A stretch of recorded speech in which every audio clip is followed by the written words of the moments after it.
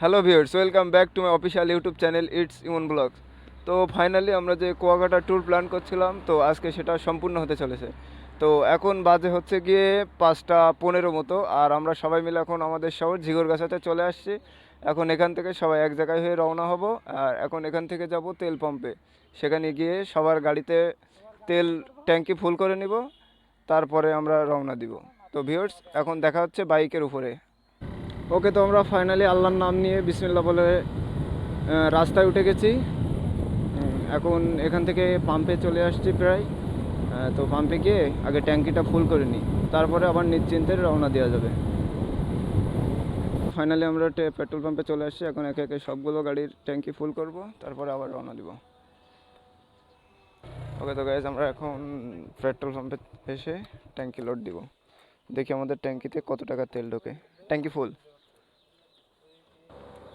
আমাদের Suzuki Gixxer মনোটনের fuel ট্যাঙ্কি সম্ভবত 12 লিটার। ওতে প্রায় তেল নাই বললেই চলে। অলরেডি 10 লিটার চলে গেছে, প্রায় 11 লিটার। ওকে ভিউয়ার্স, তো আমাদের 3টে গাড়িতেই তেল ট্যাঙ্কি ফুল করা কমপ্লিট। এখন আমরা এবার বেরিয়ে পড়ব। আমরা যাচ্ছি মূলত 3টা গাড়িতে 6জন লোক। তো দেখা হচ্ছে আবার রাস্তাতে। ইতিমধ্যে চলে আসছি যশোর চাষড়ার মোড়ে, আর এখন টাইম হচ্ছে 5টা 40 নাগাদ। তো এখন এখান থেকে বরিশালের দূরত্বটা সম্ভবত 170 কিলো। হ্যাঁ, এখানে সাইনবোর্ডে দেওয়া আছে 170 কিলো। তো এখন ফার্স্ট বরিশাল যেতে হবে 170 কিলো। তারপরে ওখান থেকে দেখি কুয়াকাটায় যেতে কতটুকু টাইম লাগে। যশোরের ভিতরের রাস্তাটা অনেকটা ভালো হলেও যখন যশোর পার হয়ে প্রায় খুলনার কাছাকাছি চলে আসছি, এদিকের রাস্তা অতটা ভালো না, যার কারণে বাইক রাইড দিতে একটু সমস্যা হচ্ছে। তারপরও এদিকে যেমনটা আছে পুরো রাস্তাটা যদি এরকম থাকে, তারপরেও কিছুটা হলেও স্বস্তির সাথে রাইড দেওয়া যাবে।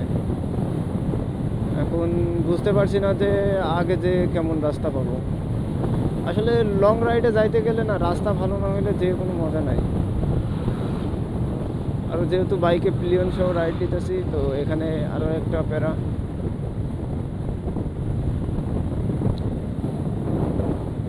তারপর এদিকে যতটা পথ আসছি, এদিকে কোনো প্রবলেম হয়নি। এখন আগে দেখি কী হয়, সেটা অবশ্যই জানাবো আপনাদেরকে। ওকে, তো ভিউয়ার্স, আমরা এখন আছি ট্রেন ক্রসিংয়ে। ট্রেন আসতেছে, তো তার জন্য এখন একটু অপেক্ষা করতে হবে। সাধারণ ট্রেনে জার্নি করাটা আসলে অনেক ভালো লাগে। ট্রেন জার্নি অনেক মজার হয়ে থাকে।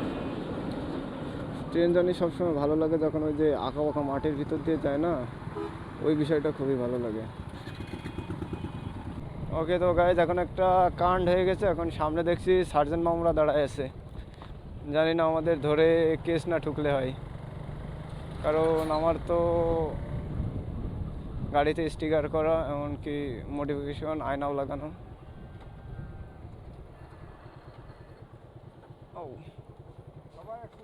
জি।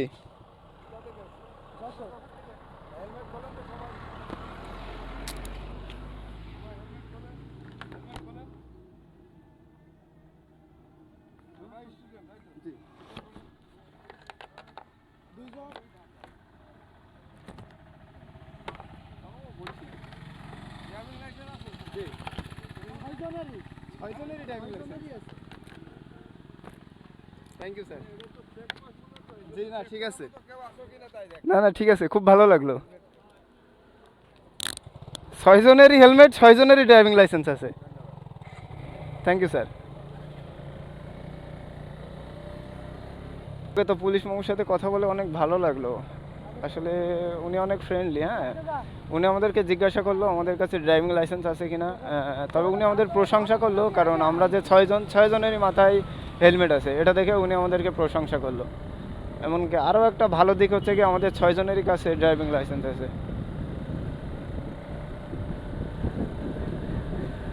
তো যাই হোক, আমরা এখন আছি খুলনার ভিতরে, আর এদিকে রাস্তা অনেক ভালো পেয়েছি। তো এখন যেতে থাকি। ওকে ভিউয়ার্স, তো আমরা ফাইনালি আছি এখন খুলনা গিলেতলা যে পিকনিক স্পট, সেইখানে চলে আসছে। এলাকাটা আসলে অনেক সুন্দর, খুবই ভালো লাগে। এর আগেও আমি কয়েকবার আসছি এখানে।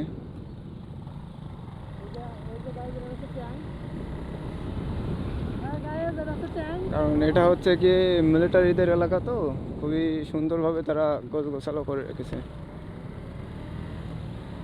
আমরা খুলনা শহরের ভিতরে ঢুকে গেছি, আর এখন এমন একটা স্থানে আছি যেখানে আমাদের ডান সাইডে রয়েছে খুলনা স্টেডিয়াম, আর সামনে রয়েছে যে খুলনা যে 5 স্টার হোটেলটা তৈরি হচ্ছে সেটা, শেখ আবু নসের স্টেডিয়াম।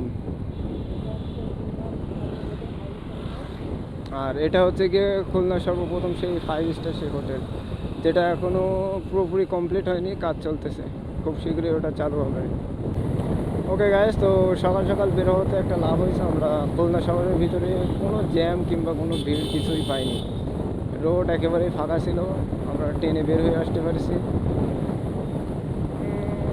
আসলে যদি আরেকটু দেরি করে বের হতাম তাহলে অনেকটা লস হয়ে যেত, কারণ জ্যামের ভিতরে এখানে টাইম অনেকটা নষ্ট হইতো, সেই টাইমটা আমাদের নষ্ট হয়নি,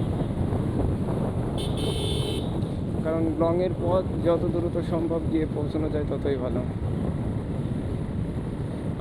আমরা এখন প্রায় রূপসা সেতুর কাছাকাছি চলে আসছি, একটু পরে রূপসা সেতু চলে আসবে, তো দেখা হচ্ছে রূপসা সেতুতে। ওকে ভিউয়ার্স, তো ফাইনালি আমরা রূপসা সেতু চলে আসছি, এখন রূপসা সেতুর উপরে উঠতেছি। তবে খুলনা শহরের ভিতর থেকে আমরা একটু ভুল করছি, যার কারণে আমাদের একটু ঘুরে আসতে হয়েছে, সোজা পথে আসিনি।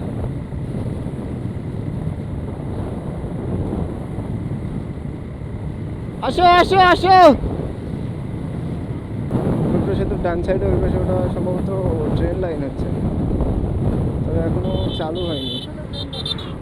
ও তো এখানে আমরা দেখতে পাচ্ছি 6টা নেভি ভাইরা, তারা তাদের দৌড় ট্রেনিং করতেছে। ভিউয়ার্স, তো আমরা ফাইনালি রূপসা সেতু টোল প্লাজায় চলে আসছে, আর সাথে আমাদের টিমও চলে আসছে। 3টা। ওকে, তো ভিউয়ার্স আমরা এখন রূপসা সেতু ক্রস করে গেলাম,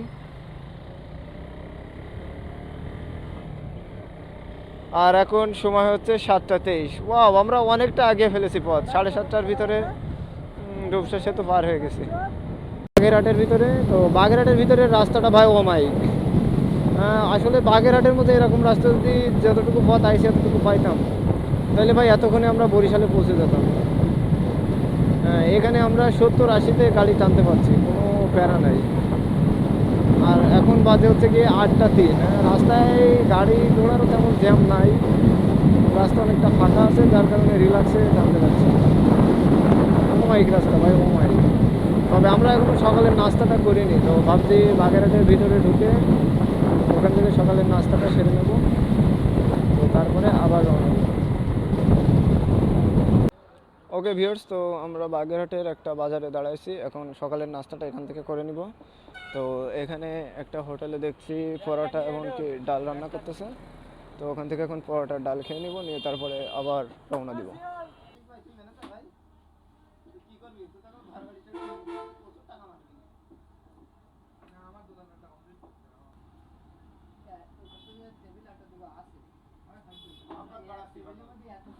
ওকে ভিউয়ার্স, তো ফাইনালি আমাদের সকালের নাস্তা করা কমপ্লিট, আর নাস্তা করে এখন আমরা আবার বের হচ্ছি। আর এখন টাইম হচ্ছে গিয়ে সম্ভবত 8:30 মতো বাজে, হ্যাঁ পুরোপুরি 8:30। এখন বাগেরহাট থেকে আমরা বের হচ্ছি 8:30টার সময়। আর এবার আর কোথাও দাঁড়াদাঁড়ি হবে না, সোজা ট্রেনে চলে যাব। পিরিজপুর 3 কিলো, আর হচ্ছে গিয়ে বরিশাল 51 কিলো। क्या बात है।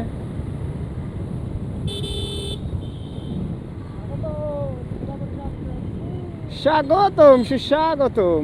তো ফাইনালি ভিউয়ার্স, আমরা এখন বরিশালের ভিতরে ঢুকে গেলাম,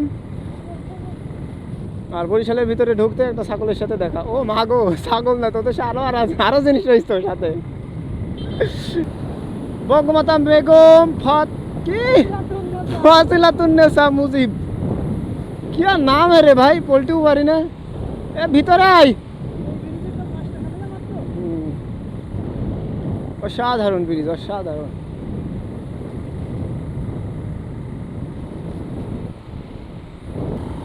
ওই মাঝখানে দাঁড়া। ওকে ভিউয়ার্স, তো এখন সেতুর উপরে একটু দাঁড়াবো। এখানে দু একটা ফটো না নিলে হবেই না।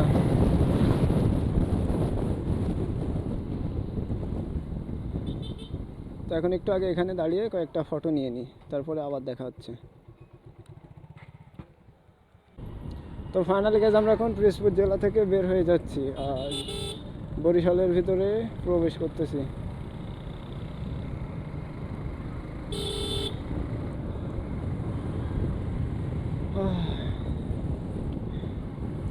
আমাদের যশোর জেলার তুলনায় গাইজ এই এলাকায় দেখলাম গাছের ঘনত্ব অনেক বেশি।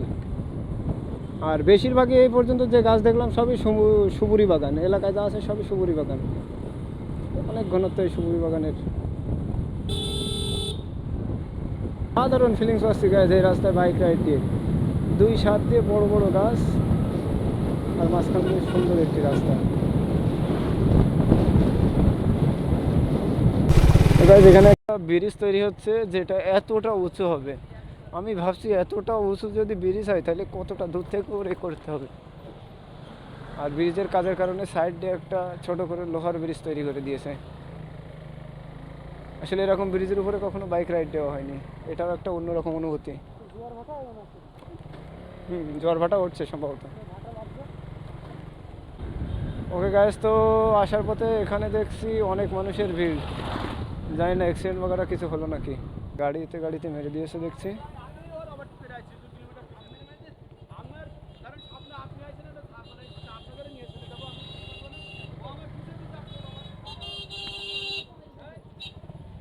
ভাই কারোর তেমন ক্ষতি হয়নি?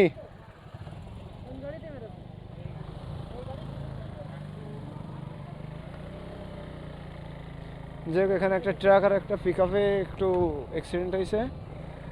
ট্রাকটা আগে ছিল আর পিক আপটা পিছনে ছিল। তো ট্রাক যখন ব্রেক করছে পিক আপটা গিয়ে ট্রাকের পিছনে মেরে দিয়েছে। আসলে এমনটাই হয়, এই জন্য গাড়ির কাছাকাছি থাকতে নাই, একটু দূরত্ব বজায় রাখতে হয়, নাহলে এই ধরনের সমস্যাগুলো হয়ে থাকে। ওকে, তো ভিউয়ার্স, বরিশালের ভিতরে থাকা অবস্থায় গুলি গুলি পানি পড়তেছে। এখন এই মুহূর্তে যদি পানি চলে আসে তাহলে তো একটা বেকায়দা একটা অবস্থা হয়ে যাবে। চাচ্ছি না যে এখন এই মুহূর্তে পানি হোক। একবার পৌঁছে যাওয়ার পরে পানি আসলে সেটা একটা কথা ছিল।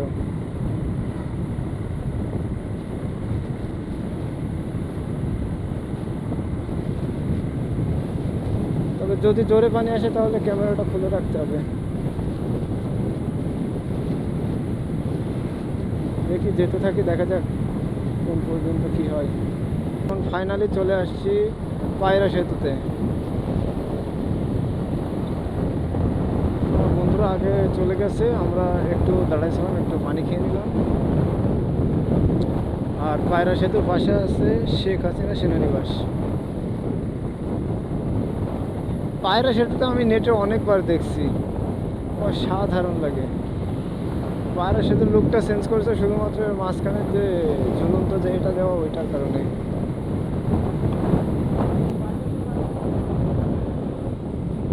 এই পাশে, এই পাশে, ওয়াও, খুবই সুন্দর লাগছে, অসাধারণ। পায়রা সেতুটাও অনেক বড়।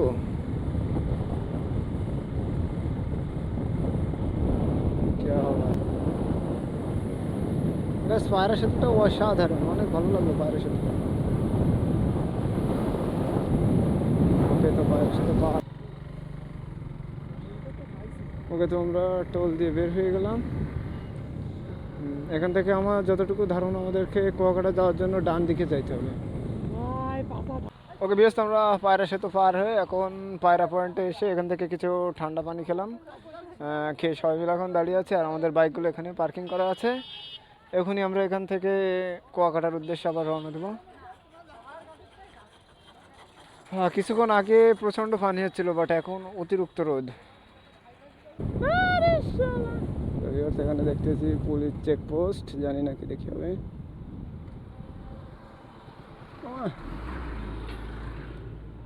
লাইসেন্স আর আমার গাড়ির পেপারসটা স্যারের ভিতরে, এখন ব্যাগ বাদ আছে। এখন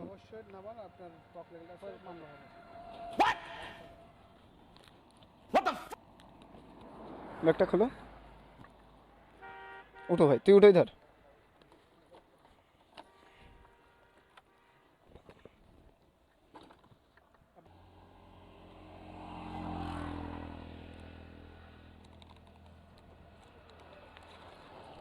এই গাড়ি স্যার মোটিভেট করলে এটা টেক্সট করতে পারেন?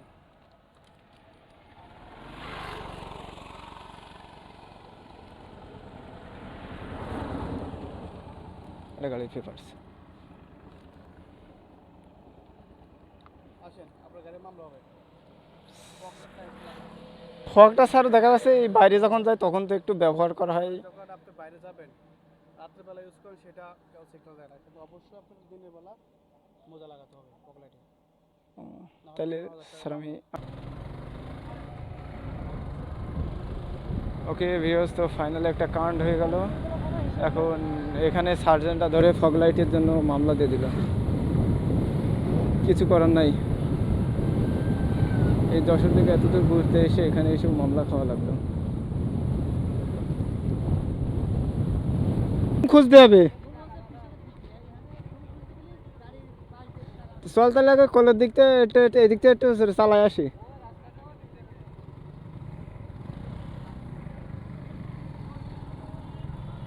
ওকে ভিউয়ার্স, তো ফাইনালি এত কষ্ট করে এত অপেক্ষা, ওকে তো ফাইনালি গাইস আমরা চলে আসছি কুয়াকাটায়।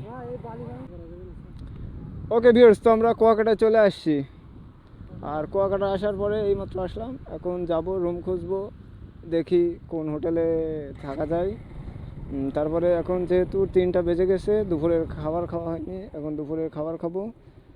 আর এখনকার ভিডিওটা এইখানে শেষ করতেছি। আর দেখা হচ্ছে সামনে রুম ট্যুর নিয়ে, তারপর আবার বিচে আসবো, বিচের সাইড দিয়ে বাইক চালাবো, সেই সব বিষয় নিয়ে তারপর আবার দেখা হচ্ছে।